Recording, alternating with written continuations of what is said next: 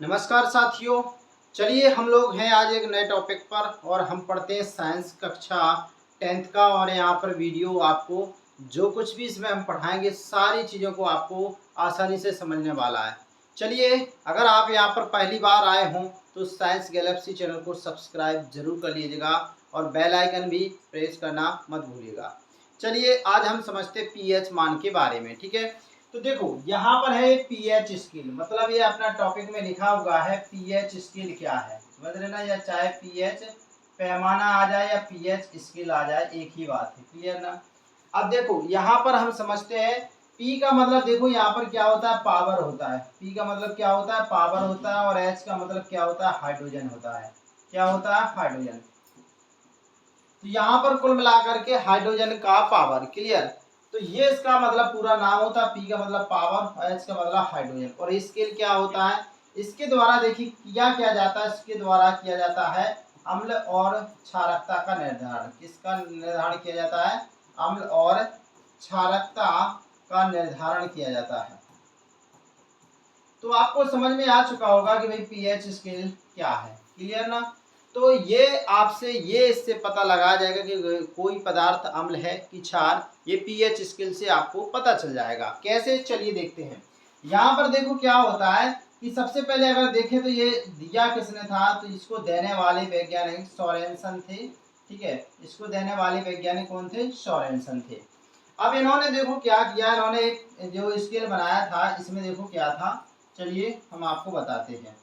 यहाँ पर देखिए आप, यहाँ पर इन्होंने जो वैल्यू रखी, यहाँ पर उन्होंने 3 कलर की वैल्यू रखी। ठीक है, यहाँ पर देखिए आप, यहाँ पर उन्होंने इस तरह का पूरा स्केल डेवलप किया।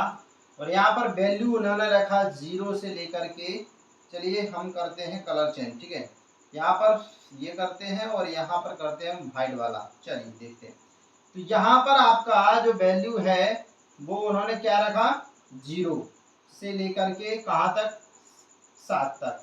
ठीक है, यहाँ पर 7 और यहाँ पर क्या लिखा, 14। ध्यान रखना। आपसे एक प्रश्न बार बार पूछा जाता है कि भाई पीएच स्केल में जो मान होते कहाँ से होते हैं, तो ऑप्शन रहते हैं। तो यहाँ पर याद रखिएगा 0 से लेकर के कहाँ पर होते हैं, 14 तक मान होते हैं। यहाँ पर देखो, यहाँ से एक लाइन यहाँ से अब आपको मैं खींच के दिखाता हूँ। तो ये देखिए आप, यहाँ पर ये जो साइन है आपकी, ये है एच धनायन की है और ये जो सांद्रता है वो एच ऋणायन की है। क्लियर।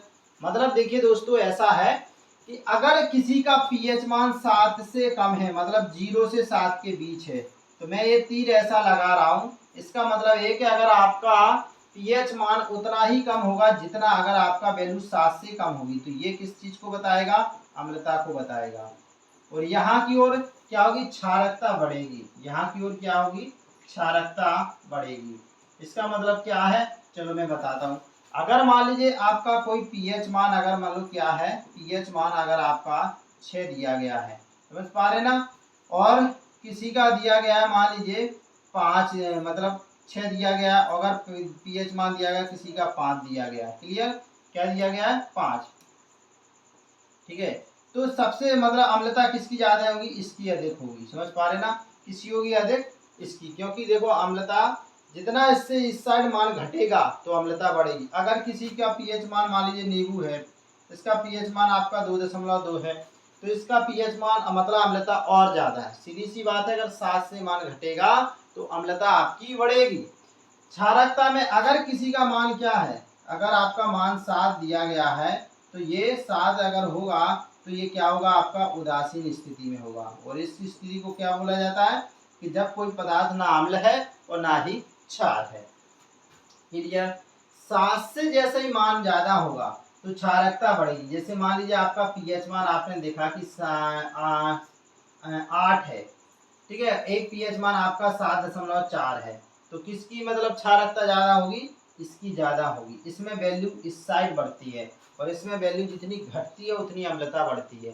तो ध्यान दे रहे हैं ना आप यहाँ पर, जितनी आपकी क्या 7 से पीएच मान घटेगा तो अम्लता बढ़ेगी। यहाँ पर तीर का निशान देखो लगा है। और यहाँ पर क्या होगा, 7 से ज्यादा अगर जिसका पीएच मान होगा तो उसकी क्या होगी, क्षारकता बढ़ेगी। ये था आपका पीएच स्केल। ठीक है, तो पीएच स्केल में आपको जो अम्ल होगा उसमें हाइड्रोजन आयन की सांद्रता देखोगी, और जो क्षारकता होता है उसमें OH हाइड्रोक्सिल आयन की सांद्रता होती है। तो ये था आपका पीएच स्केल। चलिए अब देखते हैं हम आगे। अब देखो हम देखते हैं इनका महत्व की बात करते हैं। हम क्या करते हैं हम करते हैं इनके महत्व की बात। चलिए क्या है इनका महत्व, पहले इसको देखते हैं। ठीक है, चलिए देखिए इसके महत्व को देखें हम, पीएच मान के महत्व को देखें तो ये देखिए क्या होता है कि आपका ये पशुओं के प्रति क्या होते हैं, आपके संवेदनशील होते हैं। क्या होते हैं? पशुओं के प्रति संवेदन। ठीक है, जैसे देखिए आप, ये देखिए आप, ये क्या पौधे व पशु के प्रति संवेदनशील होते हैं? बिल्कुल होते हैं। समझ पा रहे ना? इसकी अगर हम देखो संवेदनशीलता की बात करें तो देखो क्या होता है कि आप देखें कि अगर वर्षा के जल की पीएच मान की बात करें, जैसे जो वर्षा का जल होता है, ठीक है ना, अगर वर्षा का जो जल है, ठीक है, अगर इसका पीएच मान 5.6 से कम हो गया, कितने से कम हो गया? 5.6 से कम हो गया, तो फिर वो क्या कहलाएगा? वो आपका जल जब बरसेगा तो वो क्या होगा? अम्लीय जल होगा। क्लियर ना? तो ये चीज होती है। अब देखिए यहाँ पर क्या होता है कि अगर इतने से कम हो गया आपका वर्षा के जल का पीएच मान, क्लियर, तो वो कैसी जब वर्षा होगी? आपकी अम्लीय वर्षा होगी। समझ रहे ना? ये कैसी होगी? अम्लीय वर्षा। और जब अम्लीय वर्षा के संपर्क में कोई भी फसल आती है या जीव आते हैं तो उन्हें बहुत भारी नुकसान पहुंचता है। फसलें आपकी क्या हो जाती है? झुलस जाती है, सारी चीजें हो जाती है। क्यों इसलिए क्योंकि हमारा जो शरीर होता है, आपको बताया दोस्तों, जो हमारा शरीर होता है ये कितने पीएच परास के बीच काम करता है? इसका पीएच परास क्या होता है? परास का मतलब सीमा। इसकी सीमा होती है 7.0 से लेकर के कहाँ तक होती है? 7.8 के बीच। इतने के बीच हमारा जो शरीर है इसका मतलब काम करता है, तो कोई दिक्कत नहीं होता है। अब चूंकि ये वाला क्या है, इससे कम है तो प्रॉब्लम है, इससे ज्यादा होगा तो भी प्रॉब्लम हो जाएगा। अब जैसे आप देखिए हमारे जो रक्त है, क्लियर, रक्त का पीएच मान कितना होता है? 7.4। तो आप देखिए ये इसके करीब में ही है, 7 से 7.8 के बीच में है कुल मिलाकर के, तो इससे हमें कोई दिक्कत नहीं होती है। ठीक है, अब आप जैसे देखिए अगर आपका पीएच मान इतना से कम हो जाएगा तो वो जल क्या हो जाएगा? अम्लीय। तो फिर इसमें क्या होगा? इससे प्रॉब्लम क्या हो जाएगी? जो जलीय जीव हैं उनको समस्या हो जाएगी। किसको समस्या होगी? जलीय जीव, जैसे मछली वगैरह है, इनका उत्तरदायित्व मतलब इनका जो जीवन है संकट में पड़ जाएगा। क्लियर ना? तो आपको ये चीजें समझ में आ गई होंगी। क्या पौधे और पशु पीएच के प्रति संवेदनशील होते हैं? इस शब्द का मतलब है क्या पौधों और पशुओं पर पीएच मान का फर्क पड़ता है? निश्चित रूप से पड़ता है। अगर वर्षा का जल 5.6 से कम हो जाए तो वर्षा क्या हो जाएगा? अम्लीय जल हो जाएगा और इससे जलीय जीवों को खतरा पैदा हो जाएगा। अगर यहाँ पर हमारा पीएच मान जो है, हमारा शरीर कितने के बीच काम करता है? 7.0 से 7.8 के बीच में। अगर इससे कम पीएच मान होता है, अगर ज्यादा होता है तो शरीर के लिए नुकसानदायक है। हमारे रक्त का पीएच मान 7.4 होता है।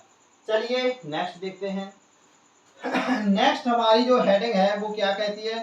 नेक्स्ट हमारी हेडिंग जो कहती है, ठीक है, वो कहती है क्या बगीचे की मिट्टी, समझ रहे ना, जो बगीचे की मिट्टी है उसका पीएच मान क्या होता है? तो देखो बगीचे की मिट्टी का पीएच मान में क्या महत्व है।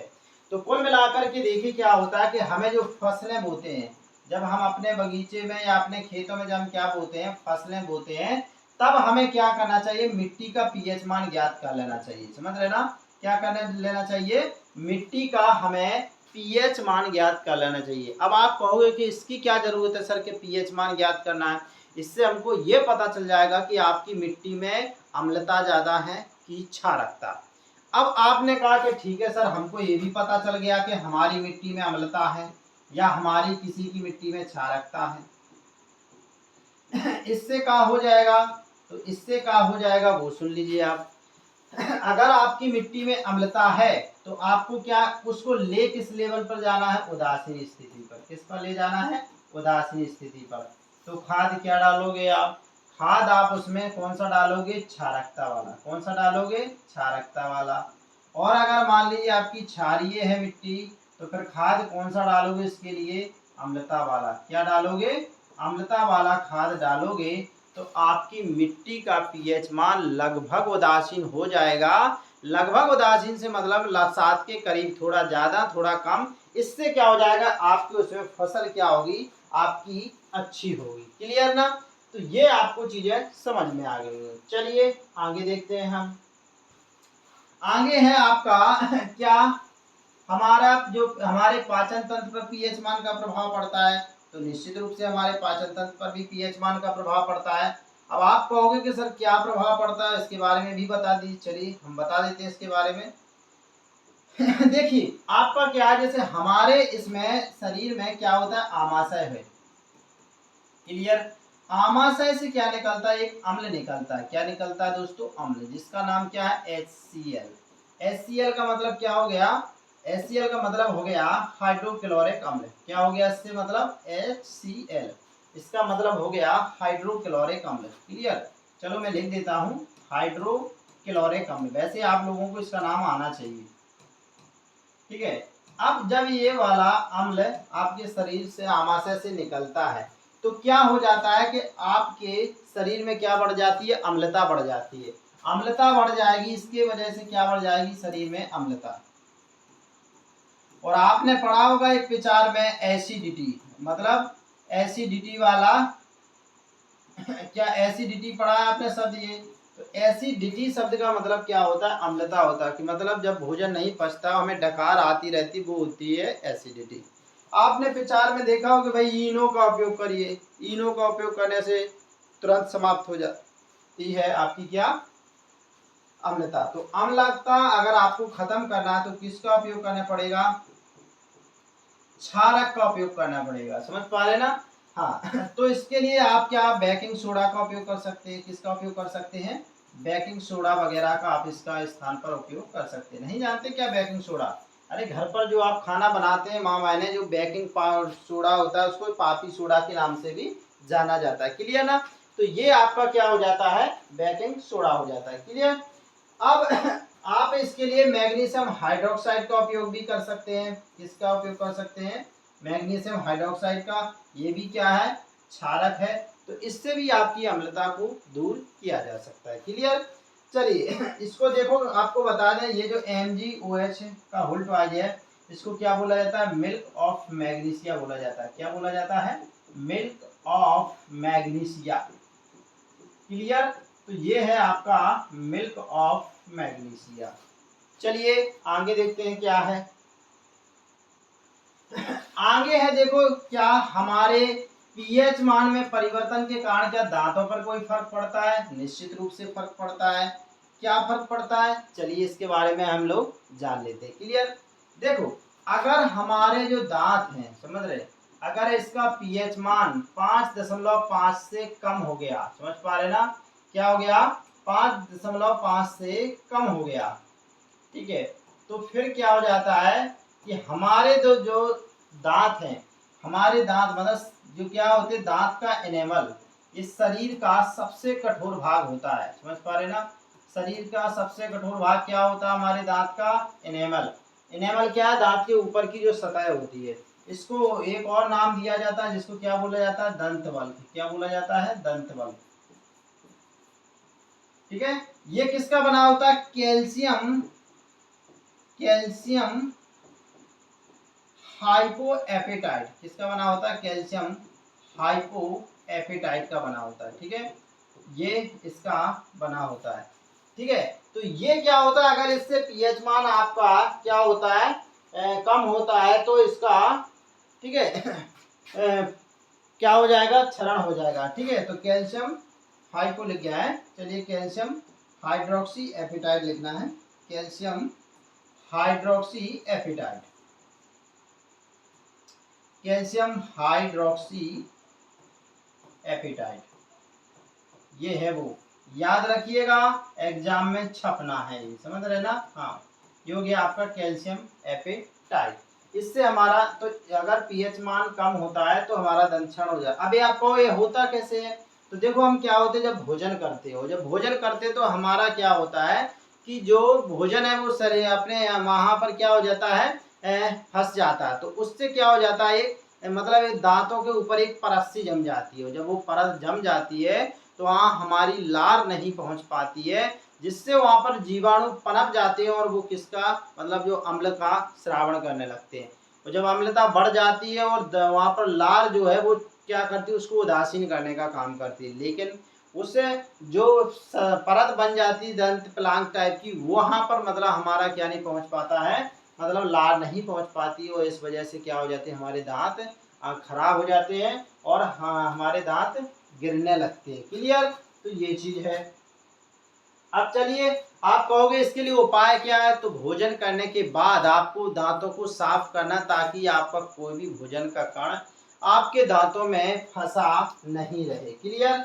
चलिए, अब है आपका, तो इसके लिए देखो आप एक चीज और भी कर सकते हैं कि आप मतलब मंजन का उपयोग कर सकते हैं। क्या? एक मंजन का उपयोग कर सकते हैं जो कैसी प्रकृति का हो, क्षारकता वाली प्रकृति का हो। तो हमें अगर इसके लिए वो करना है तो हमारा टूथ पेस्ट कैसा होना चाहिए, क्षारकीय जरूर होना चाहिए। अगला देखिए, जैसे हम देखते हैं क्या हमारे पशुओं पौधों से क्या पशु और पौधे आत्मरक्षा में इसका उपयोग करते हैं? बिल्कुल करते हैं। कैसे करते हैं?